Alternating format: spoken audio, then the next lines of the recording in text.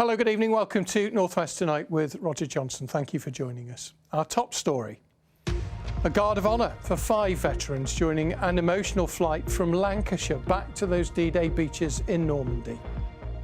I am not, say, a religious person, but I say my prayers regularly, and I know the Lord's looked after me. D-Day memories in the Cheshire village, where Eisenhower and General Patton planned the invasion over a pint in the local. And we'll be with other local veterans as they meet the King. Also in the programme tonight, why 80,000 people in this Lancashire town are effectively being denied a vote in the general election. Plans to save the willow tit, why a once common garden bird is now one of the rarest. And once again, we've seen temperatures below average for the time of the year, but once the rain cleared, well, we saw quite a good deal of sunny spells. What about tomorrow? I'll have all the details at the end of the programme.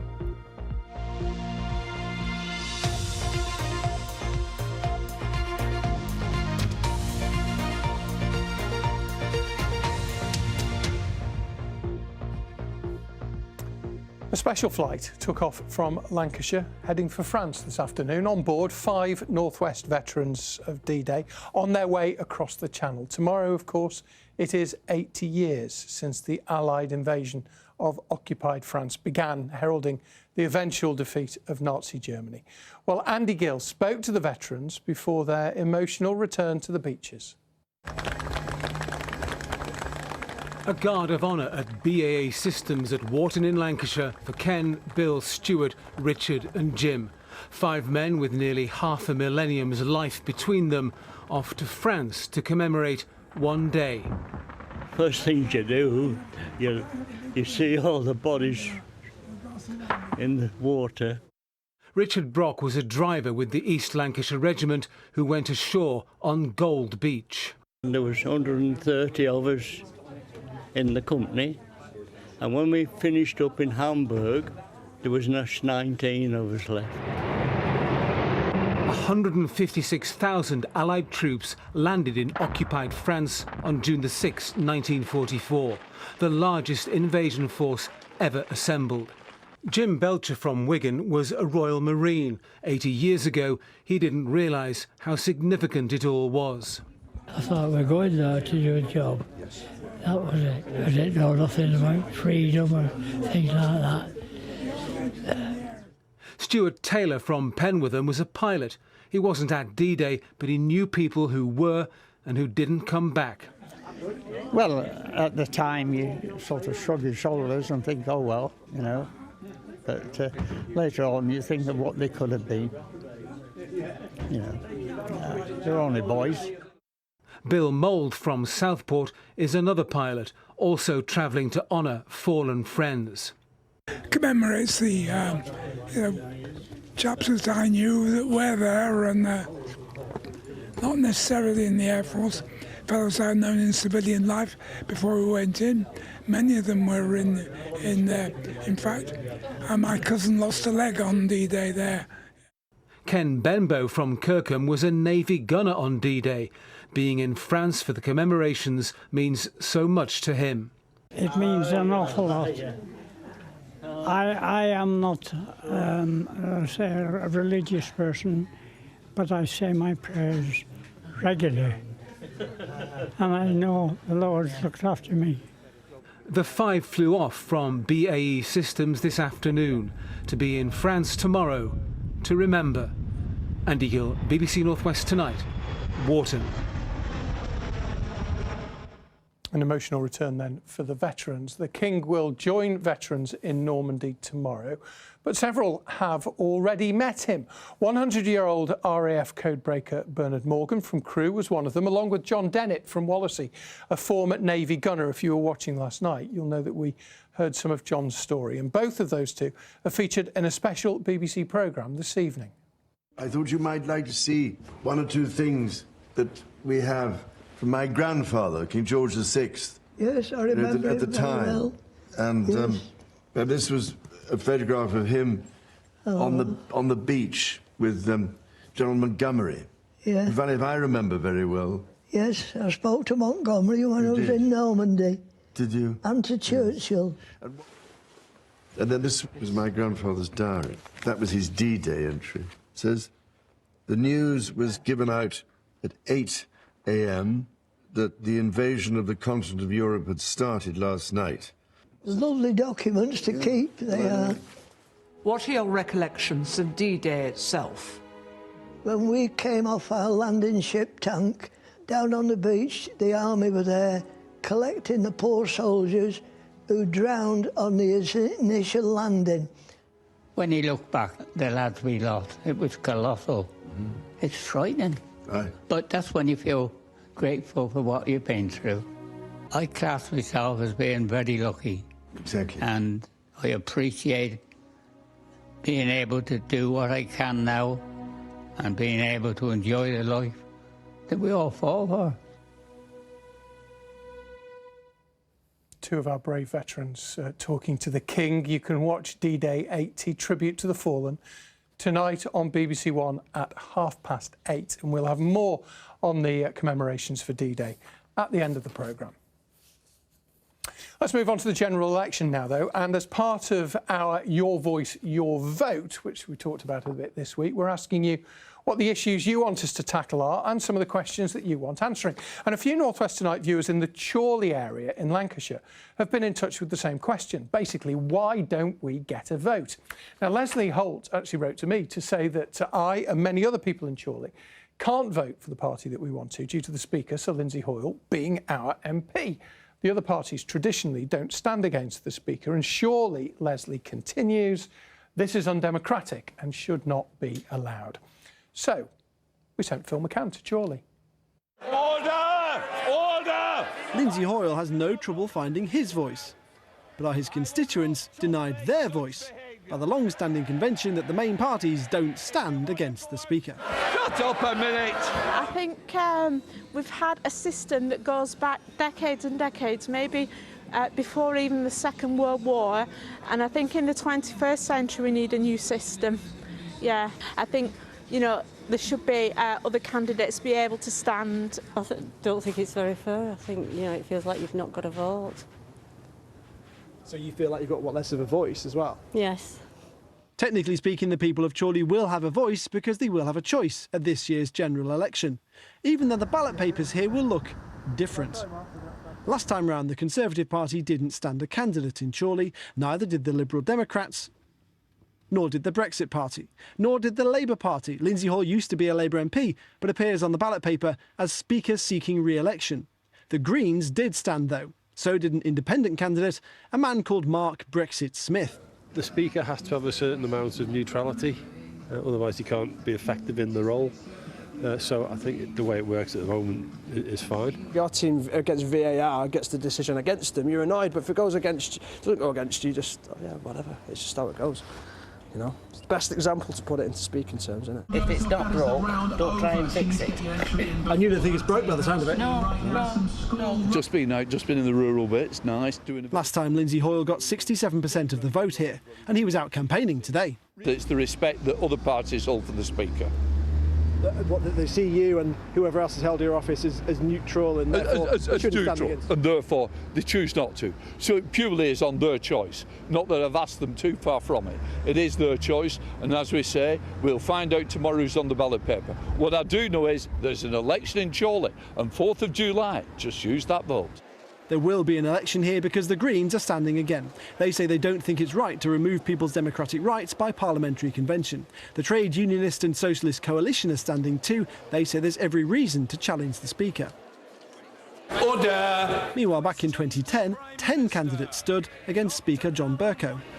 The ayes to the right, 63. On Friday, we'll find out who else is standing here and across the country for the vote in 4 weeks' time. Phil McCann, BBC North West Tonight, Chorley. Interesting. It doesn't look like much is going to change, though, for the voters of Chorley anytime soon. But if you want to get in touch with any election questions, you can go to the Your Vote, Your Voice, or Your Voice, Your Vote even, page on the BBC News website. Or if you're quick, hop up off the sofa, you can scan that QR code as well.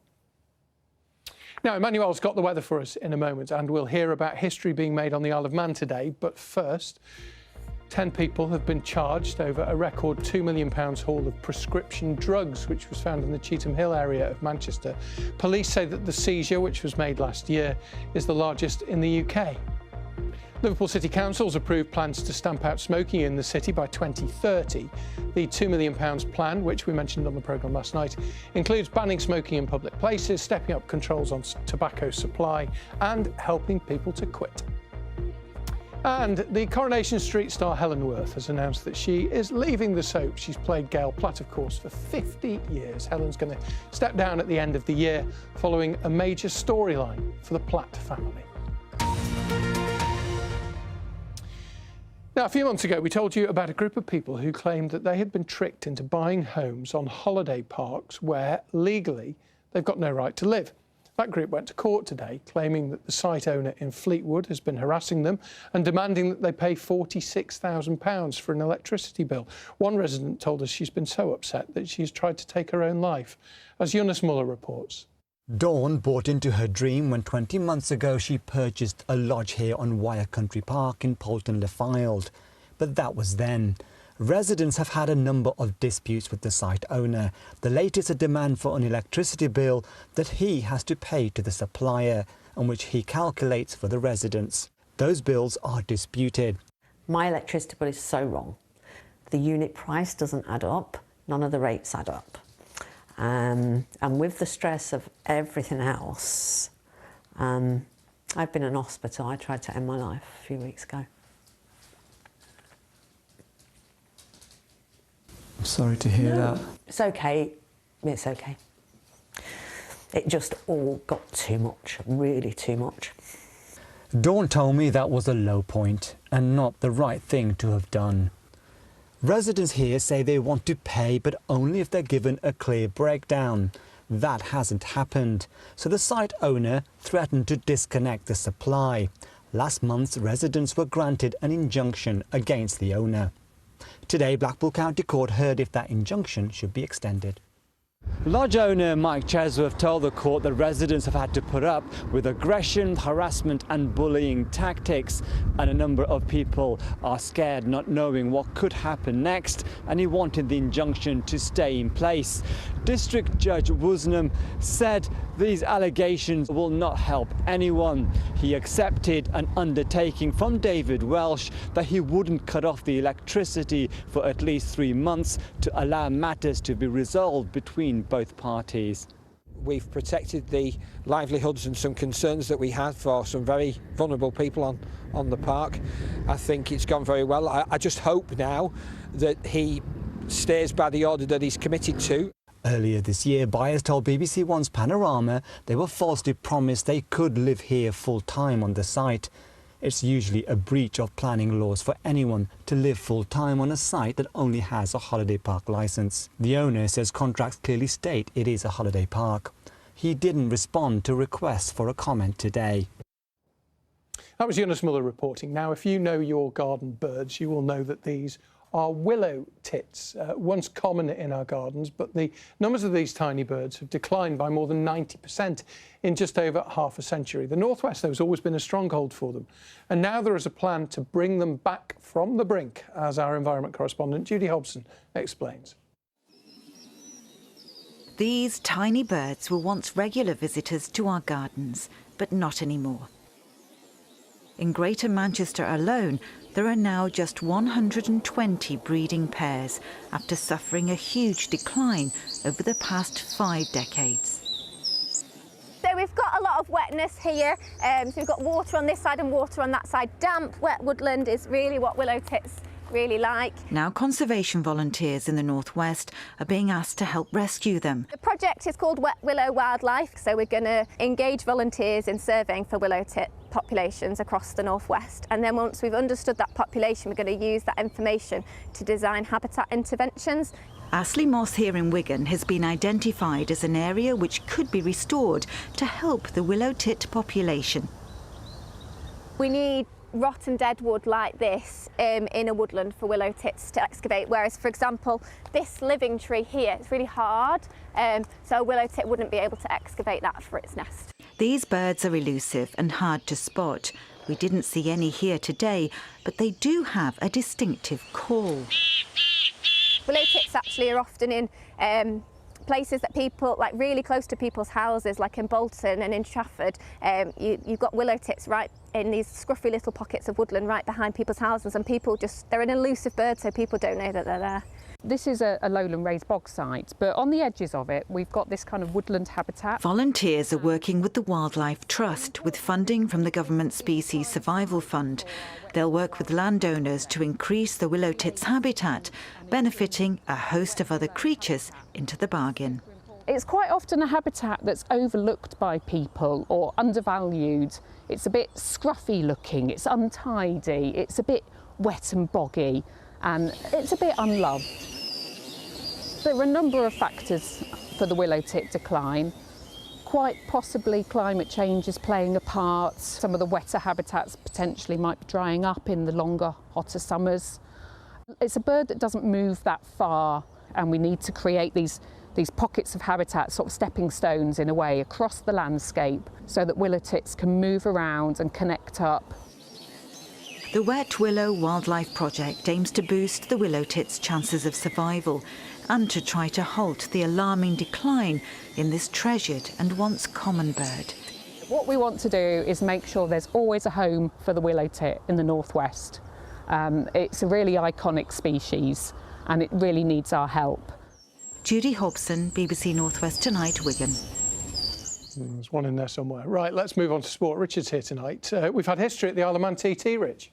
We have, Roger, yes. The Isle of Man TT has a new king. Michael Dunlop has become the most successful rider in the 117-year history of the famous event. After winning the Super Twins race earlier today, the Northern Irishman claimed a record 27th triumph to move one clear of his uncle, the legendary Joey Dunlop. Ashley Tracy reports.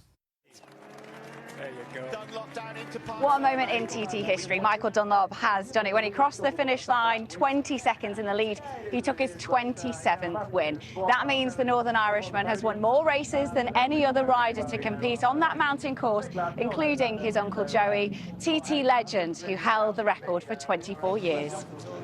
I've been waiting for this for years. Big Michael Dunlop fan. This means a lot to me, means a lot to all his fans. We're thrilled for him. We're thrilled for the Dunlop dynasty. Well, he's a great rider, and yeah, we love him a lot. We love him a lot. We love the whole family. I was talking to him in the paddock. I wish him all the best, and then now to see this, it's just amazing. We were in the grandstand for it, so we got to see him come over the line. Just, yeah, feel like part of history. Race fans here think the 35-year-old has still got plenty in the tank, with more chances at this year's TT alone. That total could be even higher by the final race on Saturday. Ashley Tracy, BBC Northwest Tonight at the Isle of Man TT. What a fantastic achievement from Michael. Now, some experts are predicting a challenge to the Premier League's commercial rules by Manchester City could change the financial framework of English football. The rules are apparently designed to prevent sponsorship deals from being artificially inflated. It's believed City, who are facing 115 charges for alleged breaches of the Premier League's financial rules, will argue commercial limits have been approved by rivals to stifle their success. The BBC understands a hearing has been set for later this month. If successful, it would certainly give an opportunity for clubs which have, owners with connections to corporate entities to put in lots of money in commercial transactions. It will essentially neuter one of the drivers, the mechanisms to maintain the effectiveness of the profitability and sustainability rules. And it sounds as though Man City are actually challenging that mechanism of how decisions are made, so by at least a 2/3 majority. And that could be even more fundamental because that's a pretty standard corporate governance process. The Challenge Cup final will kick off 7 minutes late on Saturday as a tribute to Rob Burrow. Rob died at the age of 41 on Sunday, having been diagnosed with motor neuron disease in 2019. The 3 o'clock start at Wembley is being put back to 7 minutes past 3 to reflect the number 7 shirt he wore during his illustrious career. Two of our teams, Wigan Warriors and Warrington Wolves, face each other in the men's showpiece final. It will be an extremely emotional moment, as it will be at the women's final as well. St Helens women involved in that, Roger, against Leeds, and will be a minute's silence before both of the finals. Richard, thank you very much. Richard with all the sport for us tonight. Now, just before the weather with Emmanuel, let's return to the D-Day anniversary, the commemorations of the 80th anniversary tomorrow, of course. And over 1 million American troops were based in Britain, and tens of thousands of them were actually here in the northwest. General Patton's headquarters were at Pever Hall in Cheshire, and he held regular meetings with the Allied Commander General Eisenhower in the local pub, as Ian Haslam's been finding out. The dawn of June the 6th comes up like thunder. June the 6th, 1944, and the largest seaborne invasion in history begins. Yet it was hundreds of miles away in Cheshire that some of the foundations were laid. While stationed in the area, commander of the vast US Third Army, General George S. Patton, had declared it the destiny of the United States and Britain to rule the world. He made Pever Hall his headquarters, while his troops would train nearby for their eventual deployment to Normandy a month after the June the 6th landings. Yes, these hugely impressive surroundings were where General Patton and his US troops were based, and this room here on the middle floor is where General Patton stayed. And this is the Bells of Pever pub, where in spring 1944, Patton sat down to eat with Dwight D. Eisenhower, the Supreme Commander of the Allied Forces and later US President. It's here that they're said to have plotted the D-Day landings. I'm told that there was only ever 3 or 4 people around that table, with Eisenhower and Patton being 2 of those 3 or 4. Sort of a negotiating table. In a pub? In a pub. The plans are on the wall that were written up in the room over a period of 2 days. But for me, one of the coolest things we found was the diary written by a serviceman literally the night before they flew. And as you can see right there in the second paragraph, D-Day tomorrow, everybody excited to fly. Normally it's the menu, it's the kitchen team, it's the type of beer or food that you serve. This is a whole different level. This is part of our history. It most certainly is for Andy and Ian Goff, who are often seen driving around the village in their 1942 Ford Jeep. It's not all about Patton. To my way of thinking, the most important people were the local people that went to war or stayed at home and did their bit for the war effort. The brothers are the sons of Normandy veteran Sergeant Jeff Goff. He demobbed in 1946 and lived in Lower Pever until his death, aged 90. You take him shopping and he's just an old guy in the supermarket, pushing his trolley round, and he's probably in someone's way. Invisible, really. You take that same guy and you put a beret and a cap badge on him, put his blazer and his medals on him, and you take him to Normandy, and then you begin to realise who they are. The medals tinkle and the light hits them. You just have a crowd instantly. Around the corner, St Oswald's Church in Pever is holding an exhibition looking at the role the area played in the lead-up to D-Day. The idea is we're trying to balance the loss of life with the incredible achievement of D-Day and how well planned it was. Some of it was planned here in our own village. Among the locals profiled is Joseph Hunter. On D-Day, his unit landed on Sword Beach and engaged in fierce fighting. He later helped bring young German women to safety in Cheshire. What are your personal feelings when you sit there, you sat next to his image now? Admiration. But I always had admiration for him. After the war, Dad felt very, very sorry for the German women. He said they were treated abysmally by the Russians and they had nothing. The war was over, he didn't hate Germans like some people did at all, and he wanted to help. And how about this visually striking imagery that villagers have spent months putting together? People have said how much it brings emotions out because it looks realistic and they're all piling off the landing craft. We obviously have General Patton's headquarters. We have General Patton and Eisenhower meeting at Bells of Pever. And therefore we really feel that we're connected with D-Day. A connection that remains as strong as ever. Ian Haslam, BBC North West Tonight. Incredibly courageous people, weren't they? Lots of coverage of the commemorations of the 80th anniversary of D-Day across the BBC over the next 24 hours or so. More immediately, let's get the weather forecast. It was so important, wasn't it? Of course, Emmanuel, 40 years ago when they launched the landings. We've had reasonable weather today, have we? Yes, we have. Below average for the time of the year, temperature-wise. I think we usually get to around 18 degrees for this time of the year. Today, we've got to highs of around 13, 14 degrees. So a bright start on the Isle of Man. Initially, we saw some cloud starting off the day in parts of Cumbria. And then, of course, we had the showers throughout the region as we went through today. But into the afternoon, some sunny spells for quite a lot of us. And, of course, you can always send us your weather watchers. We'd love to see what the weather's like where you are and hear from you as well. You can send them to me on social media and, of course, on the BBC Weather Watchers website. So tomorrow, well, on the surface, it's really a repeat of what we have seen today, but I think we are likely to see more in the way of sunny spells, especially as we head into the afternoon.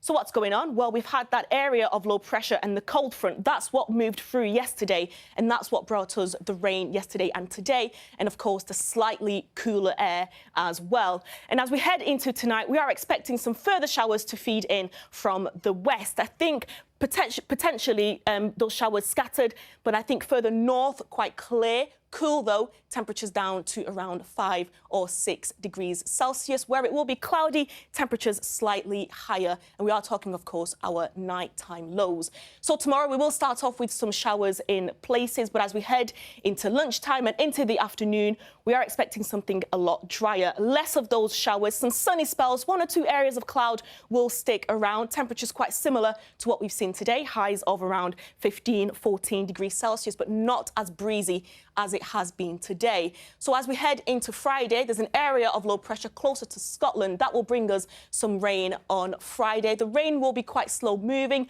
will be quite scattered as well. Where it does remain dry and clear, I think the cloud will start to feed in, but temperatures climbing ever slightly, getting to highs of around 16 or 17 degrees Celsius. We have had a bit of wet weather, haven't we? As we said, we need a little bit of respite. Tomorrow doesn't look bad, tomorrow afternoon. No. Some sunny spells. Yeah, a lot drier. Fingers crossed, Emmanuel. You would know if anyone does. Thank you very much. That's it from us. Thank you very much for watching. Whatever you're doing, have a lovely evening. Bye for now.